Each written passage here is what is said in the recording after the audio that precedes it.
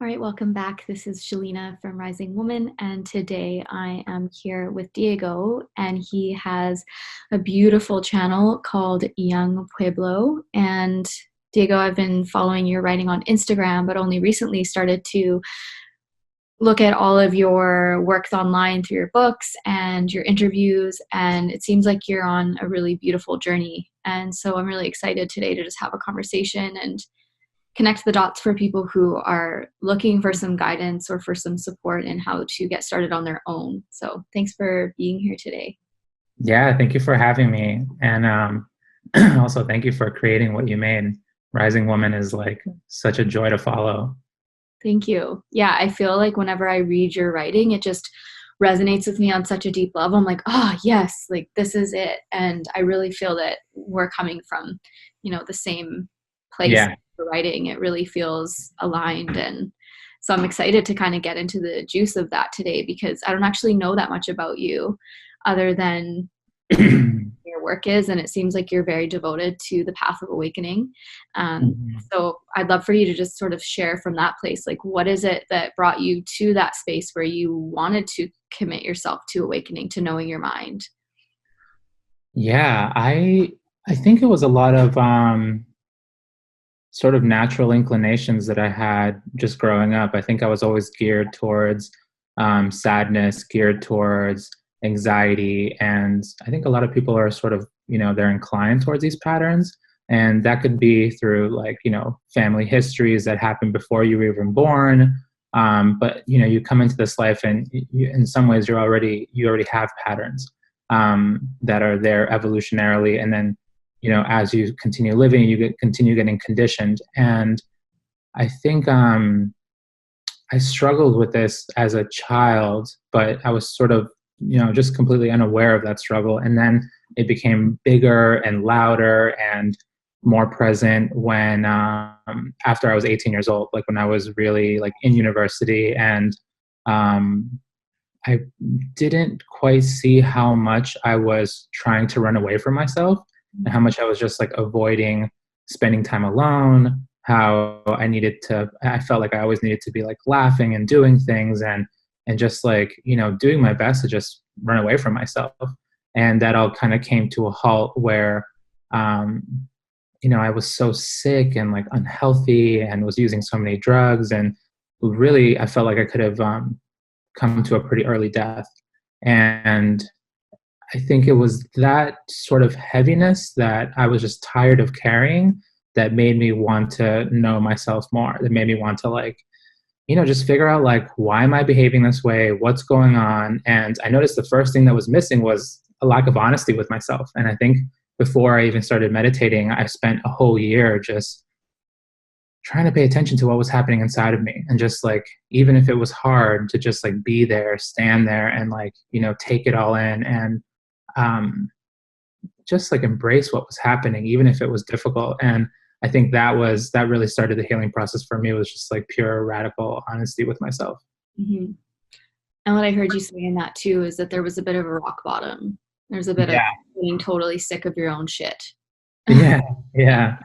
No, and like even like literally like there was one night in particular where I was just like my body was like so infused with drugs and I was so like sick and tired and I was on the floor like literally just like crying and feeling like I was having a heart attack. And where it was just like enough, like like I felt terrible. And I come from an immigrant background, like my family came from Ecuador.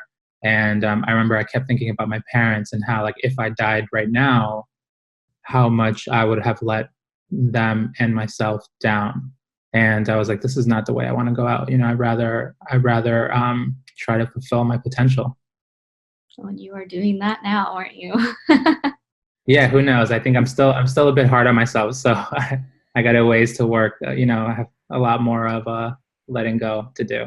Yeah, don't we all? It's such a lifelong journey. And I think, especially when we're in it, it can seem from the outside looking in, that the people who are doing this work have it all figured out. But it's definitely, you're just scratching Yeah. the surface of finding that peace within and letting go, as you say. So, yeah. Mhm. So I think that a lot of people that probably come to both of our work are people who are in that rock bottom moment. I find that Mm. even for myself personally, I didn't find the work. I didn't find these deeper teachings. I didn't look for a deeper connection to myself until I felt as if I was potentially going to die from the amount of pain that I was in, from all of the suffering Mhm. that I was enduring. And I feel like it's sort of an initiation in some ways for most of us into this deeper connection to self and deeper connection to source and spirit.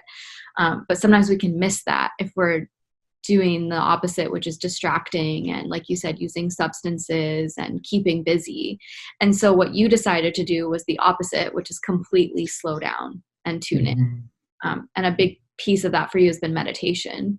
Yeah, yeah, definitely. And yeah, I felt like even more than just, yeah, just embracing what was happening inside of me, but I think trying to go day by day and just exploring my habits. And I remember one of the first things I started doing was like just like consuming more nutritious food. And that kind of opened up a lot of kind of like mental breathing room to be able to see myself even more clearly. But yeah, about a year later, after that big sort of shift, of, wanting to be there for myself again, I did my first silent 10-day Vipassana meditation course. And that was like the big eye opener. I think that was one of the moments where all of that tension came back up to the surface. And I was like totally trying to run away, trying to figure out like good excuses as to why I didn't need to finish the course.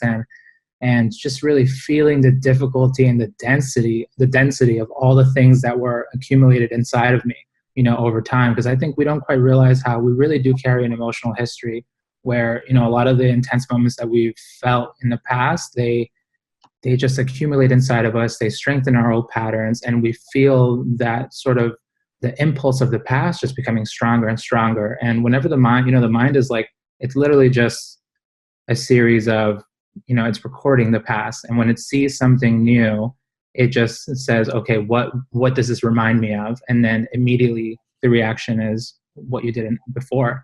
But I think seeing all of that and feeling all of that so clearly, and it's something special when you go away for silent courses like that, where you can sharpen your level of awareness to a point where it becomes crystal clear. The mind almost becomes like a microscope, and you get to see these patterns come alive. You literally see them arise and pass away. And that to me just, I left there feeling like I had lost 100 pounds, but like 100 pounds in my mind. Yeah. And I felt like I learned so much. I remember speaking to friends afterwards, and I told them that I felt like I learned more in those 10 days than 4 years of college. And it was a big game changer. I bet. Yeah, spending time alone is not something that our culture really reinforces. You know, we see somebody at a restaurant eating alone and we think like, oh, poor them. And Mhm. there's just this connotation that if you're alone, there's something wrong. And I think that Yeah. that's sort of this distancing technique that we've all sort of taken on as a rule, an unspoken rule that, it's better to just distract. And we Mhm. have so much of that. And I remember when I went on my first, like, I did a 3-day solo retreat out in the woods and Mhm. no food, just water, me and the bears. And yeah, it was wild. It was so wild to notice my own inner chatter and Mhm. the programs that are running for all of us. So Right. yeah, so I really love that you were willing to go so deep so quickly, because I think that when a lot of people come onto this path, the instinct is just to find someone to fix them. Like we're Yeah. looking for Right. external like coaches or therapists to Mhm. be fixed, but there's still that distancing from responsibility of, okay, how do I Yeah. become my own healer? Totally. Yeah, I think it's something that I've been trying to put this into words, but I haven't been quite successful yet. But I've been realizing that throughout the whole world, one of the things that human beings struggle with is just being able to properly measure how powerful they are. I think if you were to ask any individual how powerful they were, they would probably underestimate it by at least 50%. Yeah. And it's fine. Like when you start trying to get to know yourself and you want to develop some sort of like introspective practice or learn how to meditate or go to therapy, you are looking for some degree of guidance, but you have to understand at the end of the day is you're the one who's applying it, right? Like someone can give you some advice, but ultimately you're your own master. You're the one who has to get the work done. Exactly. Yeah, and that's the blend, right? Is like learning how to surrender ourselves to the teachings, but Mm, not surrender ourselves in a way that we are making it something that's outside of us. So it's sort right. of like dual surrender where we're like, okay, I'm going to give myself over to these philosophies or these teachings or these principles for how I'm going to choose to live and how I'm going to watch my mind. And I'm also going to completely become my inner teacher and use every moment as a teaching rather than as Mhm. a way to, project or blame or be really hard on myself, which is our favorite thing to do, isn't it? It really is. I know it's one of the things that I find like when you're able to just witness yourself making a mistake, understanding that you could do it better in the future without punishing yourself, that is a massive moment of maturity. Mhm. And I think it's something that a lot of us who've like started the work, you develop your awareness, you start becoming really observant of what's happening inside your own mind, but that punishing factor is still there. And you're like, oh, that's so bad. Oh, I could do better. But then you don't necessarily need that tension to learn. You don't need to like mentally hit yourself to like do better. But you can just, feel two things at once. And you're like, you can feel peace towards yourself while also being like, yeah, next time I'm gonna do that a little bit better. Yeah. Yeah, I love that you say that too, because I think that's the one thing that stops us the most from doing our work is just having to feel the depths of our own shame and our guilt, because that's our automatic response to taking responsibility. It's Hmm. either I'm fully responsible and therefore, I'm a bad person or I'm not good enough or I did the wrong thing, or I'm not responsible at all and therefore I can be free of that pain. And so it's true healing is sort of an integration of recognizing you are responsible and also you are innocent. Yeah, yeah. And I think like we fall prey to the past constantly. We're constantly just like, I don't know, just repeating everything over and over again. And to be able to create that mental space where you can actually pause, not feel rushed by yourself or by society, to like take this moment to, take a big mental step back and just look at the whole picture of what's actually happening and where you're coming from and what you can do to try to, like you said earlier, just not project and take in reality without, throwing your conditioning on top of it. Mhm. Let's talk about projection a little bit because I know that for us it's sort of like a normal talk, but I think some people don't fully understand projection. I get a lot of questions about it. Don't Mm-hmm. fully get it. What is projection? And we can oversimplify esoteric teachings and things where we say, oh, well, whatever you see in another is just exists in you. And then that's sort of where it ends, but it goes much deeper. I think sometimes, my partner might show me some quality that maybe I perhaps have a judgment of, or it, causes some tension in me. Doesn't necessarily mean that the only thing that's happening is that what I'm seeing is something in me. It also is showing me something else in me that is like an old wound or an old fear or an old pattern that maybe I hadn't recognized. So do you want to speak on projection a little bit, just so that everyone listening can sort of start practicing recognizing their projections in their day-to-day life or their relationships? Yeah, definitely. I think unpacking that is really important. I've been realizing too, like all these terms that quickly get filled up with all this meaning, and like even with the idea of like the work, like what does the work actually look like? But I think in regards to projection, when I think of that word, I am seeing two things functioning at once. One is your past conditioning, like we're talking like the way that you've understood the world, what's happened to you, your emotional history, and then you combine that with your most current emotion. So when something is happening, you have these like really big filters that are not allowing you to see reality clearly. And the most common thing that we do is that we project outward. If I feel this intensity and I'm not fully aware of myself, then I'm somehow going to try to make it your fault. Or I'm going to tell you that the way you feel is actually how I'm feeling without being aware of, actually, no, that has nothing to do with you. It's just me. So because our own conditioning is so thick around the mind, we're, if you're not developing constant self-awareness, then you just won't see how what you're seeing first is you. And then when you're looking at other people, you're just seeing them through this very clouded lens of your old conditioning. Mhm. Yeah, well said. I notice for myself, one of the ways this comes out the most where I catch myself is when I'm feeling rushed or pressured, and I can get Hmm. really snappy with my husband and start to just, yeah, project it and Yeah. this, more intense energy at him, and I'll catch myself go, "Oh, wow, like, I'm really trying to get rid of this intensity in my body right now by, like, Yeah. throwing it at him," and I'll Yeah. catch myself doing that, and it's so instinctual. It's what I've learned, it's what I've always done, but just even that moment of you might still do it, but the more you catch it, Mhm. it's almost like you're sort of shaking things up a bit until that pattern shifts.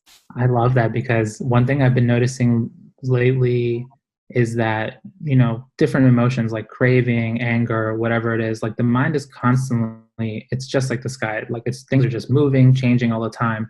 And especially very dense emotions, they'll look for an object. Like they'll be looking for something to connect with on the outside world. So one thing that my wife and I are practicing constantly is if one of us just doesn't feel good and it has nothing to do with the other, we'll let each other know, like, I don't feel good, or like for some reason I'm angry today, or I feel agitated, or whatnot, so that both of us can, be aware of where the other person is, so that no, kind of like fake story ends up coming together. Because if you don't put it out there, and you don't put it out there not just with the other person but within yourself, and you notice like, oh, I feel agitated right now, then the likelihood of that quickly snowballing and being like, oh, now I'm agitated actually because you didn't do the dishes today and you promised you were supposed to do that, but in reality you were probably already agitated before that, and what you did was just find basically further wood for the fire to keep it going. Because what emotions end up trying to do is that they're just multiplying themselves over and over, and they'll keep trying to do that until there's, some sort of shift or another. And whether, and that's also similar with love. Like, love tries to expand on itself, and but the dense emotions do as well, so that can be quite troubling sometimes. Yeah, and we're almost more wired for negativity than we are for positivity. Yeah. There's Yeah. some Yeah. primal stuff going on there with survival. So it's Mhm. almost harder to wire in positivity and love and appreciation and joy. So we have to practice. Yeah, and it's interesting because those mental faculties, like they're there, right? They're like ingrained in the human mind, but if they don't get strengthened, it's just like any other muscle. Like if you don't practice compassion, if you don't practice seeing things through the eyes of empathy, or you don't practice sympathetic joy, actually feeling good for another person when they're successful, then of course these things are going to remain weak. And when you bring your like attention to them, and you're like, oh, let me like, the moment you feel like some sort of jealousy or something like that, it's like, oh, let me try to further understand what's happening here. Or if you're like being condescending towards someone, you kind of hit the pause button and you're like, what's actually happening here? Like, why would I be acting this way? And honestly, pausing is just like the coolest thing. Like taking a moment to actually check in with yourself and ask why. It's really so simple, and yet it's so hard. I think in all of our programs in our coaching groups, we're constantly getting asked, like, how do I deal with a trigger, or how do I stop Mhm. myself from reacting, or how do I, change this pattern? Because when I'm in it, I just don't even think to take a pause. And it's really that practice of, I think, doing it when you're not triggered or when you're not upset. Like practice taking Yeah. a pause and asking what is behind every thought and every belief and every action just in your day-to-day life. So did you do that when you were first getting started? Yeah, I did. I remember when I was, especially when I stopped doing drugs, and I stopped like, because I in the past I was like in this constant pursuit of pleasure. Like Yeah. I wanted to run away from myself by just like making sure my body was filled with the sensations of pleasure. And when I felt myself feeling those urges to like, want to get pleasure in some way or form, through like hanging out with people or smoking more weed or doing something, that's when I started just being like, why? Like, what is it? And that's where I discovered my anxiety. That's where I discovered my lack of like, just like I couldn't interact with the present moment. Like it felt so difficult to just sit down, to just be wherever I was. And that really awakened myself. Like that's where I got to really see how much distance there was between me and myself, between me and like, everything that's inside of me, everything that I've gone through. And closing that distance has, dramatically decreased the loneliness that I feel. Like now I'm actually able to spend time alone and feel happy, feel joyous, like, be productive without like needing to, I don't know, have someone else like make me laugh or something like that. But all of that ability to close that distance between me and myself has just made all of my relationships much more fruitful, much deeper, and much more actually connected, as opposed to just, being full of attachments. Mm-hmm. Yeah, and when we are not in relationship with ourselves, even if we're using other relationships as a way to feel okay or feel good, Mm-hmm. it might seem like we're connected, but actually we're not. Surface level, yeah. Yeah. And it's been amazing because so my wife and I, we have we were been together for a long time, but we started meditating like 4 years after we were together. And once we actually both started doing our own separate processes and really growing as individuals, like our relationship, it feels like two different relationships, and we had this like immediate connection. We wanted to be together, but it came with so much chaos. Like it was just like, two people who just don't know themselves, have no tools, and we're fighting all the time and not figuring out how to properly love each other. We can't meet each other in the middle. We're just flowing between extremes. And I think now it just feels like it's a whole different situation, because now that we better understand like what's happening in our own individual minds, we can meet each other at a much more deeply connected, intimate level. Mhm. When you say that, I kind of think of when you've spoken about craving or grasping, and I think about how when we haven't begun our healing work, or when we still aren't ever pressing pause, or we aren't asking why behind our thoughts and our actions, there is just an unconscious, almost childlike, selfish drive to have our needs met and to be validated, and to sort of get from others, to get from the world, to get from our environment. And when we slow down and we pause, we start to mature, as you said. We also become more aware that a lot of those graspings and those cravings and those desperate needs aren't actually true. They're coming from a place of fear or a wounded place. And that's sort of what moves the needle in allowing us to really be with another person without seeing them as a means to an end. I know, and I've been really seeing how real love happens in the absence of craving. Mm, If you're totally wrapped in craving, that means that you're being run by your ego. You're trying to acquire more of something, right? Whether it's like with another person or imaginary or whatnot, you're just being dominated by this idea of craving, and that will immediately distance you from yourself and from other people. But when you're able to actually love, like what is love? Love is a form of stillness. Love is a form of like objective observation. It's a form of being able to give to someone selflessly. And I think like the idea of like selfless giving is, sometimes people struggle with that because they haven't been mutually met, or mutually understood. But when you are in a relationship where the other person is also willing to do their own work, that level of selfless giving increases, where both of you are able to meet each other's needs a lot better. And it becomes much more rejuvenating and like cyclical, as opposed to just like giving and then nothing returns to you. But there's an ability to like be able to deeply understand each other without having such deep expectations, but rather coming from these voluntary commitments, coming from, because I understand you so well and I understand your patterns and your traumas and what you need, I'm very much voluntarily willing to support you in X, Y, and Z, and I think that's like much better than having a person coming from outside of you and being like, I expect you to do X, Y, and Z, which isn't going to be quite as successful unless people, if they stand up as individuals and they're like, this is what I can do for you, then the chances of it being a much more harmonious relationship increases. mm-hmm. Yeah, I like that you mentioned that too, because a lot of people ask, well, what if my partner isn't doing the work? Or what if they don't want to do the work? Or what if I'm doing all of these things, then I'm getting met with hostility or some sort of emotional abuse or whatever Mm-hmm. the thing is, of course, then that's not possible. That's not really a conscious relationship. That's you starting to see that you're in an environment that's reflecting, some wounded part of yourself. And Mm. um, the difference really is when both people are willing. But I also think that both people are going to be willing at different times sometimes. Yeah, And yeah, different speed yeah, too. and it's like sometimes you're in a conscious relationship and Mhm. one of you still going to act out, or one of you still going to sink your heels in the ground, and Yeah. that's inevitable. You wrote something the other day that I really enjoyed, and I think it was in regards to like, you as an individual just striving forward to do the work, even if your partner isn't ready yet for whatever reason. I think that's so important because I remember and in my own relationship, it was interesting. Like I started meditating before my wife did, and she kind of just like watched me for a few months and was like, "He's really doing this." And then she was like, "Okay, yeah, I'm gonna do it too."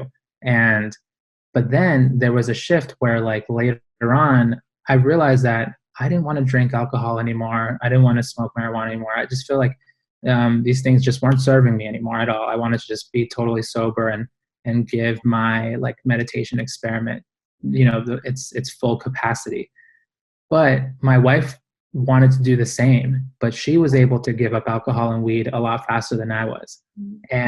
But she was patient with me. She knew that that was also my goal, but it was like a little harder for me. And then eventually, after a few months passed, we were both able to meet each other where we had intended, because we had mutual goals. But, in that, like, I was able to start meditating faster, but she was able to stop, taking intoxicants faster. And it's just been interesting, having shared goals, but just moving at different speeds.